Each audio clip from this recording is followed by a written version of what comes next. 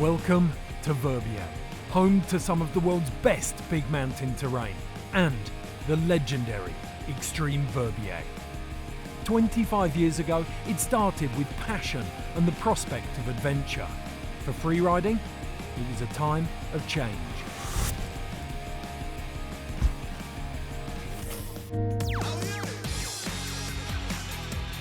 It was 1994. The Verbier Xtreme concept started with the film production on the Bec des Rosses of a surfing and snowboarding movie for the Swiss surfing team.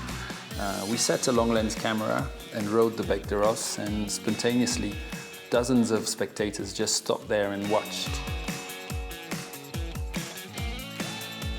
First edition of the Verbier Xtreme in 1996 was particular because we had no experience of organizing an event. We didn't know if it was going to work, and the snow conditions were really quite under average. So we asked Xtreme and Xtreme Verbier to come and test the face 2 weeks before the event. And I remember them hopping in the helicopter, riding this face in sugary, really bad snow, and arriving down in the finish area and saying, fine, it's going to work. And it was really good because it gave us this confidence to continue and believe in the project.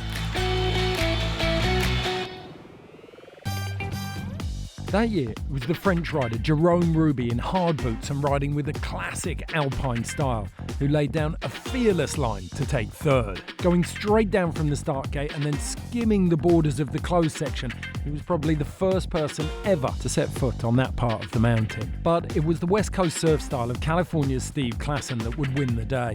He thrilled the judges and the watching crowds with a smooth, stylish line that seemed to defy the gradient of the Bec.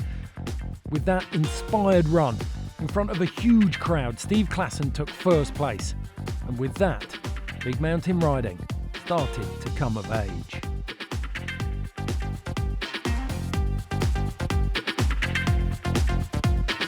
Yeah, Clausen's full legend. He's been doing this since I was 4 years old, riding down this mountain. Like one of the first guys to ride down it.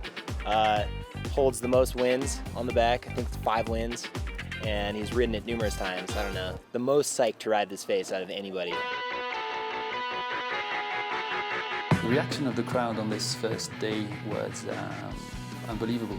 And that made us all feel that there was something special there. And from core media to mass media, those pictures were on the 8 o'clock news. People felt that it was very special. The 2003 edition followed a winter of poor snow conditions, which left the Bec almost unrideable. With safety paramount, it was put to the vote whether or not to run the contest. Only one rider still wanted to compete. Steve Clausen was the only rider to vote against that decision. He wanted to ride the Bec des Rosses in full competition mode that year. We didn't have the competition, the Bec was in terrible conditions, and he jumped the Hollywood cliff across. It took him like 100 meters to brake. He actually didn't finish braking. He had to point it to the next cliff. Made it, went for another 720 of a hip further down, and we were like, wow, Steve, we said there was no competition, but just to show, and you pulled that run. It was amazing.